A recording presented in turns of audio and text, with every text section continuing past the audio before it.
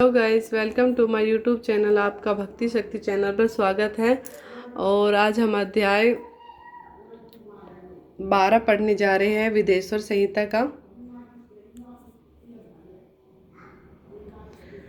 पृथ्वी आदि से निर्मित देव प्रतिमाओं के पूजन की विधि, उनके लिए नैवेद्य का विचार, पूजन के विभिन्न उपचारों का फल, विशेष मास, वार, तिथि एवं नक्षत्रों के योग में पूजन का विशेष फल तथा लिंग के वैज्ञानिक स्वरूप का विवेचन। ऋषियों ने कहा, साधु शिरोमणे, अब आप पार्थिव प्रतिमा की पूजा का विधान बताइए जिससे समस्त अभिष्ट वस्तुओं की प्राप्ति होती है। सूत जी बोले, महर्षियों, तुम लोगों ने बहुत ही उत्तम बात पूछी है। पार्थिव प्रतिमा का पूजन सदा संपूर्ण मनोरथों को देने वाला है तथा दुख का तत्काल निवारण करने वाला है। मैं उसका वर्णन करता हूँ, तुम लोग अब उसको ध्यान देकर सुनो। पृथ्वी आदि की बनी हुई देव प्रतिमाओं की पूजा इस भूतल पर अभिष्टदायक मानी गई है। निश्चय ही इसमें पुरुषों का और स्त्रियों का भी अधिकार है। नदी, पोखरे आदि कुएं में प्रवेश करके पानी के भीतर से मिट्टी ले आए, फिर गंध चूर्ण के द्वारा उसका संशोधन करे और शुद्ध मंडप में रखकर उसे महीन पीसे और साने। इसके बाद हाथ में प्रतिमा बनाए और दूध से उसका सुंदर संस्कार करे। उस प्रतिमा में अंग प्रत्यंग अच्छी तरह प्रकट हुए और तथा वह सब प्रकार के अस्त्र शस्त्रों से संपन्न बनाई गई हो। तदंतर उसे पदा आसन पर स्थापित करके आदर पूर्वक उसका पूजन करे। गणेश, सूर्य, विष्णु, शिव की प्रतिमा का, शिव का एवं शिवलिंग का द्विजों को सदा पूजन करना चाहिए। 16 उपचारों पूजन जनित फल की सिद्धि के लिए 16 उपचारों द्वारा पूजन करना चाहिए। पुष्पों से प्रोक्षण और मंत्र पाठक पूरा अभिषेक करे। अग्नि के चावल से नैवेद्य तैयार करे। सारा नैवेद्य एक कुंड लगभग पाव भर होना चाहिए। घर में पार्थिव पूजन के लिए एक कुंडव और बाहर किसी मनुष्य द्वारा स्थापित शिवलिंग के पूजन के लिए एक परस्त शेर भर नैवेद्य तैयार करना आवश्यक है। ऐसा जानना चाहिए कि देवता द्वारा स्थापित शिवलिंग के लिए 3 शेर नैवेद्य अर्पित करना उचित है और स्वयं प्रकट हुए स्वयंभू लिंग के लिए 5 शेर। ऐसा करने पर पूर्ण फल की प्राप्ति समझनी चाहिए। इस प्रकार सहस्त्र बार पूजा करने से द्विज सत्यलोक को प्राप्त कर लेता है। 12 अंगुल चौड़ा, इससे दूना और 1 अंगुल अधिक अर्थात 25 अंगुल लंबा तथा 15 अंगुल चौड़ा जो लोहे या लकड़ी का बना हुआ पात्र होता है उसे विद्वान पुरुष शिव कहते हैं। उसका 8वां भाग प्रस्थ कहलाता है जो 4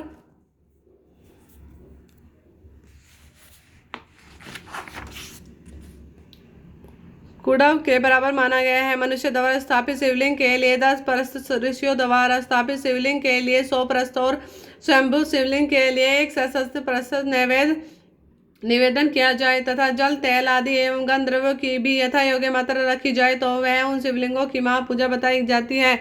देवता का अभिषेक करने से आत्म शुद्धि होती है, गंध से पुण्य की प्राप्ति होती है, नैवेद्य लगाने से आयु बढ़ती है और तृप्ति होती है, धूप निवेदन करने से धन की प्राप्ति होती है, दीप दिखाने से ज्ञान का उदय होता है और तांबूल समर्पण करने से भोग की उपलब्धि होती है।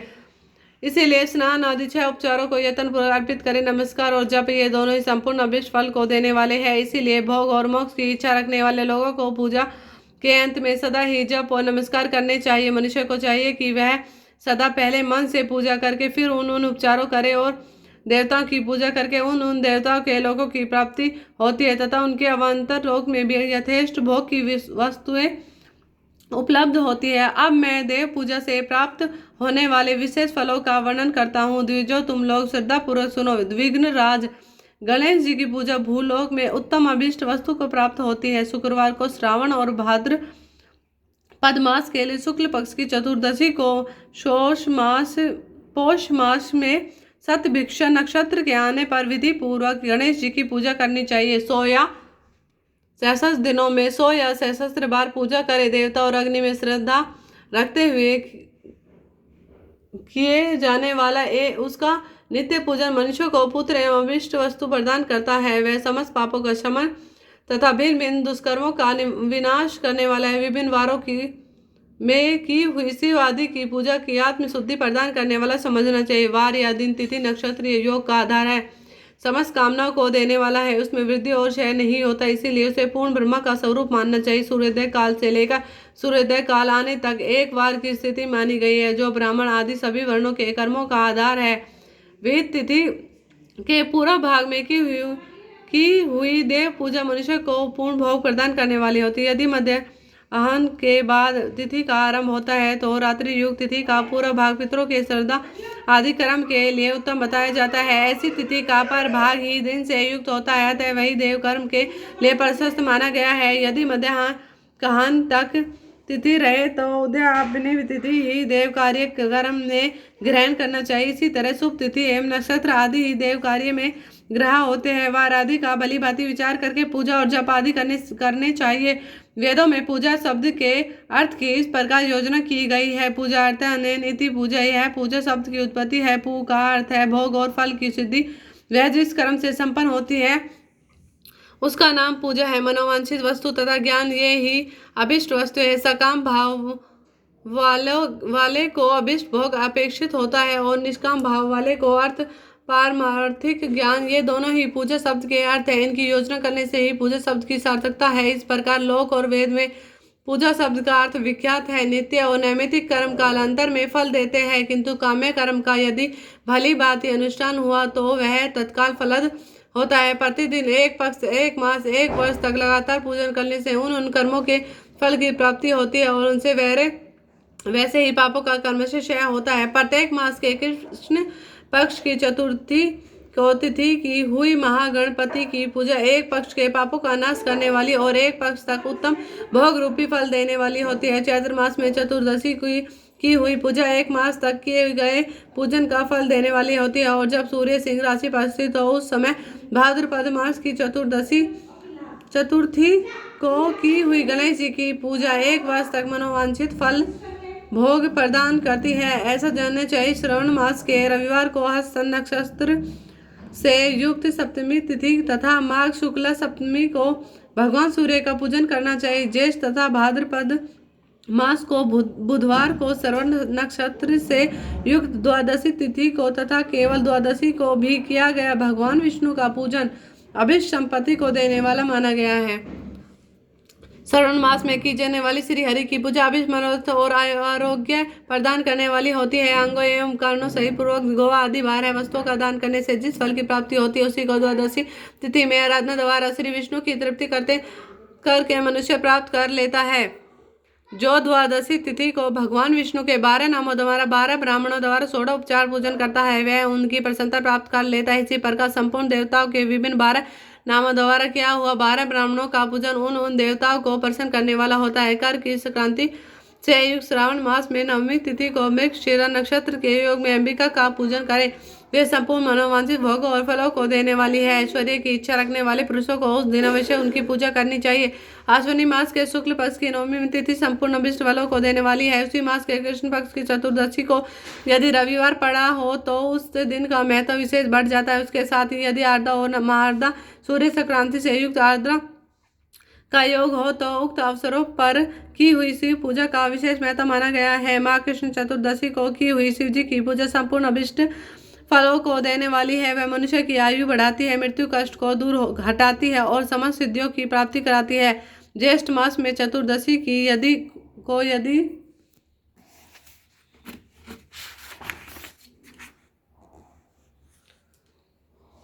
महाआद्रा का योग हो अथवा मार्गशीर्ष मास में किसी भी तिथि को यदि आर्द्रा नक्षत्र हो तो उस अवसर पर विभिन्न वस्तुओं की बनी हुई मूर्ति के रूप में शिव की जो 16 उपचारों से पूजा करता है उस पुण्य आत्मा के चरणों का दर्शन करना चाहिए। भगवान शिव की पूजा मनुष्य को भोग और मोक्ष देने वाली होती है। ऐसा जानना चाहिए कि कृति मास के प्रत्येक वार और तिथि आदि में महादेव जी की पूजा का विशेष महत्व है। कार्तिक मास में आने पर विद्वान पुरुष दान तप होम जप और नियम आदि के द्वारा समस्त देवताओं का षोडोपचार द्वारा पूजन करें। उस पूजन में देव प्रतिमा ब्राह्मण तथा मंत्रों का उपयोग आवश्यक है। ब्राह्मणों को भोजन कराने से भी वह पूजन कर्म संपन्न होता है। पूजक को चाहिए कि वह कामनाओं को त्याग कर पीड़ा रहे शांत हो देवाराधना में तत्पर रहे। कृति मास में देवताओं का यजन पूजन समस्त भोगों को देने वाला, व्याधियों को हर लेने वाला तथा भूतों और ग्रहों का विनाश करने वाला है। कार्तिक मास में रविवार को भगवान सूर्य की पूजा करने और तेल और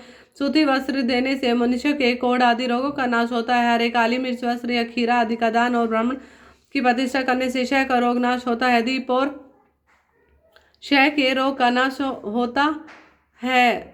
दीप और सरसों के दान से मृगी का रोग मिट जाता है। कृतिक नक्षत्र से युग सोमवारों को किया हुआ शिव जी का पूजन मनुष्य के महान दारिद्र्य को मिटाने वाला है और संपूर्ण संपत्तियों को देने वाला है। घर की आवश्यक सामग्रियों के साथ गृह और क्षेत्र आदि का दान करने से भी उक्त फल की प्राप्ति होती है। कृतिका युक्त मंगलवार को श्री स्कंद का पूजन करने से तथा दीपक एवं घंटा आदि का दान करने से मनुष्य को शीघ्र ही वाक सिद्धि प्राप्त हो जाती है। उनके मुंह से निकली हुई हर एक बात सत्य होती है।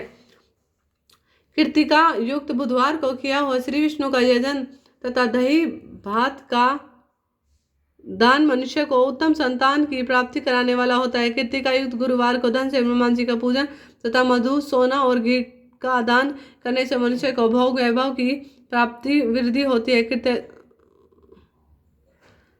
कृतिका युक्त शुक्रवार को गजानन गणेश जी की पूजा करने से तथा गंध पुष्प एवं अन्न का दान देने से मानव के भोग पदार्थों की वृद्धि होती है। उस दिन सोना चांदी आदि का दान करने से बंध्याओं को भी उत्तम पुत्र की प्राप्ति होती है। कृतिका युक्त शनिवार को दिक्पालकों की वंदना, दिग्गजों, नागों और सेतु पालकों की पूजन, त्रिनेत्रधारी रुद्र, पापहारी विष्णु तथा ज्ञानदाता ब्रह्मा का आराधन और धन्वंतरी एवं दोनों अश्विनी कुमारों का पूजन करने से रोग दुर्मृत्यु एवं अकाल मृत्यु निवारण होता है तथा तात्कालिक व्याधियों की शांति हो जाती है। नमक, लोहा, तेल, उड़द आदि का त्रिकुट, सौंठ, पीपल और गोल मिर्च, फल, गंध और जल आदि का तथा घृत आदि द्रव्य पदार्थों का और स्वर्ण मोती आदि कठोर वस्तुओं का भी दान देने से स्वर्गलोक की प्राप्ति होती है। इनमें से नमक आदि का मान कम से कम 1 प्रस्थ सेर होना चाहिए और स्वर्ण आदि का मान कम से कम 1 पल।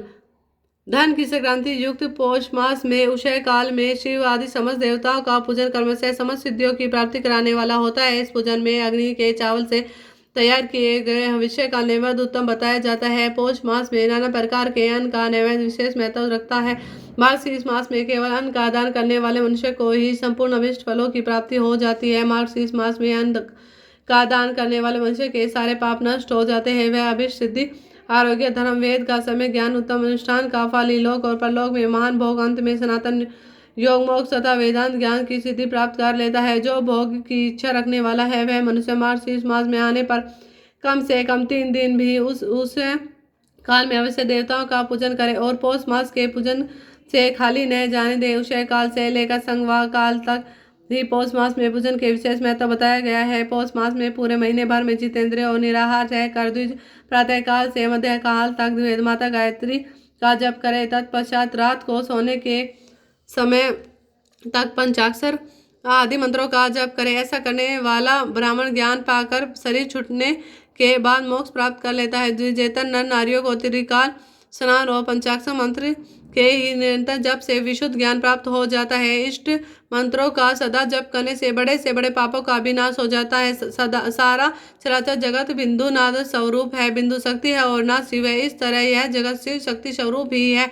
नाद बिंदु का और बिंदु इस जगत का आधार है। ये बिंदु और नाद शक्ति और शिव संपूर्ण जगत के आधार रूप से स्थित है। बिंदु और नाद से युक्त सब कुछ शिव स्वरूप है क्योंकि वही सबका आधार है। आधार में ही ध्येय का समावेश अथवा लय होता है। यही सकलीकरण है। इसी सकलीकरण की स्थिति से ही सृष्टि काल में जगत का प्रादुर्भाव होता है। इसमें संशय नहीं है। शिवलिंग बिंदु नाद स्वरूप है अतः उसे जगत का कारण बताया जाता है। बिंदु देव है और नाद शिव है। इन दोनों का संयुक्त रूप ही शिवलिंग कहलाता है। अतः जन्म के संकट से छुटकारा पाने के लिए शिवलिंग की पूजा करनी चाहिए। बिंदु रूपा देवी उमा माता है और नाद स्वरूप भगवान शिव पिता है।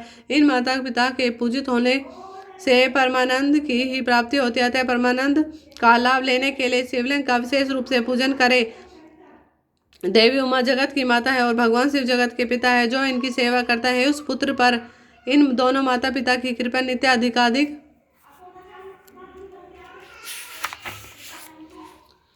बढ़ती रहती है। वे पूजक पर कृपा करके उसे अपना आंतरिक ऐश्वर्य प्रदान करते हैं। अतः मुनीश्वरों आंतरिक आनंद की प्राप्ति के लिए शिवलिंगों को माता पिता के स्वरूप मानकर उसकी पूजा करनी चाहिए।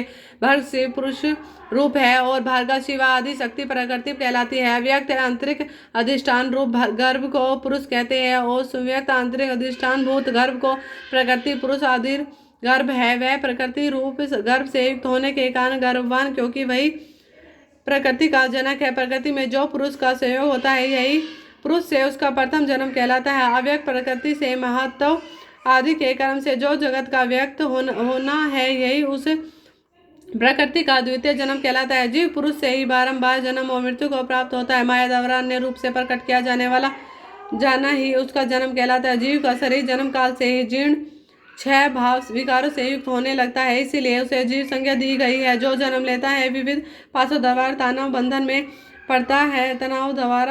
पड़ता है, उसका नाम जीव है। जन्म और बंधन जीव शब्द का अर्थ ही है। अतः जन्म मृत्यु रूपी बंधन की निवृत्ति के लिए जन्म के अधिष्ठान भूत मातृ पितृ स्वरूप शिवलिंग का पूजन करना चाहिए। गाय का दूध, गाय का घी और गाय के दही, इन तीनों को पूजन के लिए शहद और शक्कर के साथ पृथक पृथक भी रखे और इन सब को मिलाकर सम्मिलित रूप से पंचामृत भी तैयार कर ले।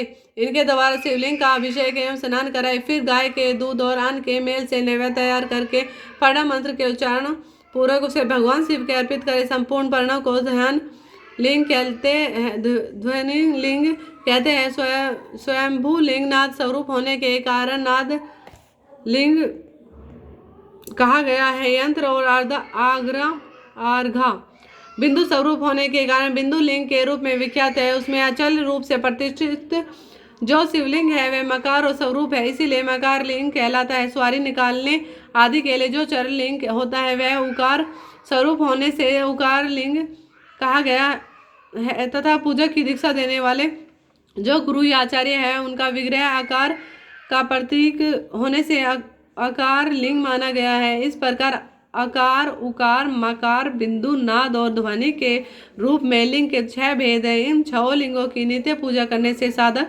जीवन मुक्त हो जाता है, इसमें संशय नहीं है। अध्याय समाप्त। ओम नमः शिवाय।